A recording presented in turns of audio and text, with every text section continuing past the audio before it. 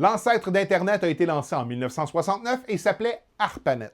Partie 1 de 4 de l'histoire d'Internet, bienvenue dans Mémoire vive.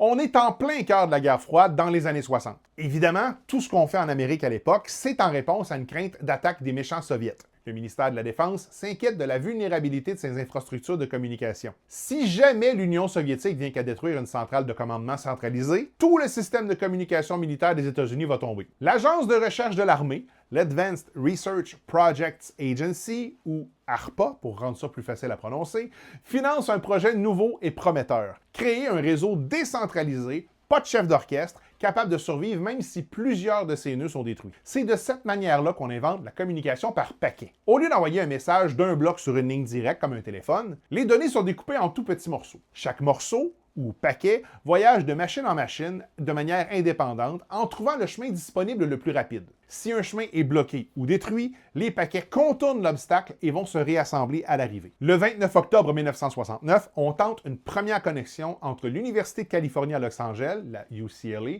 et l'Institut de recherche de Stanford, la Stanford University. Un étudiant tente de taper le mot « login ». Le « L » arrive à destination, suivi du « O ». Et quand vient le temps de taper le « G », le système plante. Fait que le tout premier message de l'histoire d'Internet, c'est l'eau. Mais même si ça a foiré, le réseau, baptisé ARPANET, prouve quand même que la technologie fonctionne. Dans les années 70, le réseau grandit, mais on fait face à un problème qui est plutôt important.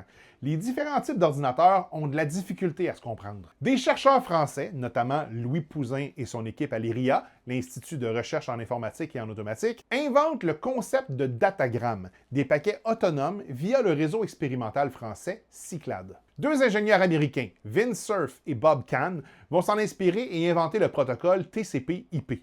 C'est l'équivalent d'une langue universelle en informatique. À partir de ce moment-là, peu importe la marque, la puissance ou le système de la machine, tous les ordinateurs connectés parlent la même langue. L'ARPANET s'efface tranquillement pour laisser place à ce qu'on va appeler maintenant l'Internet, Internetwork, le réseau des réseaux. Pendant 20 ans, Internet reste par contre un outil niché, difficile d'accès et obscur, réservé à une élite de militaires, de scientifiques et d'universitaires qui s'échangent des lignes en texte brut. Pour que le réseau devienne grand public, il faut se déplacer en Europe à la fin des années 80 au CERN, le laboratoire européen pour la physique des particules, sur la frontière franco-suisse. Des milliers de scientifiques de partout dans le monde travaillent là, mais ils sont frustrés parce qu'ils n'arrivent pas à partager efficacement leurs rapports de recherche qui sont entreposés sur des systèmes incompatibles. Vous avez peut-être déjà entendu son nom, mais c'est à ce moment-là que Tim Berners-Lee entre en scène. Le chercheur britannique a une idée assez originale. Plutôt que de réinventer l'infrastructure complète d'Internet puis de forcer dans la gorge de tout le monde un nouveau protocole alors que TCP/IP fonctionne très bien, il décide de créer une couche par-dessus le réseau existant. En 1989, il va poser les bases du World Wide Web, le fameux www. Pour que ça marche, il va inventer 3 outils fondamentaux. Les URL, pour donner une adresse unique à chaque page, le langage HTML, pour que le texte de chaque page soit mis en forme et pour y insérer des images, et enfin, le système de lien hypertexte, les mots soulignés qui permettent de naviguer d'un document à un autre juste en cliquant sur un mot. Pour que tout le monde comprenne, à ce moment-ci, Internet, ça devient la route, et le web, c'est la voiture qui permet à n'importe qui de voyager sur la route. Ça aurait pu être une belle invention nichée entre scientifiques, mais en 1993, Tim Berners-Lee et le CERN prennent une décision qui va changer le monde. Il n'y aura pas de brevet sur le World Wide Web.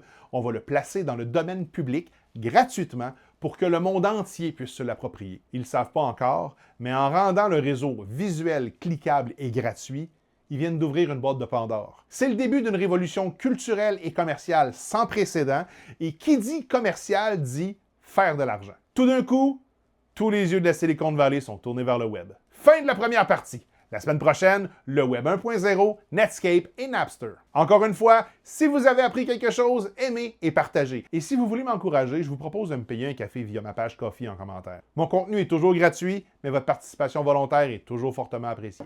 Parce que si l'Union soviétique vient qu'à détruire « Oh, j'ai pas les bonnes lunettes »,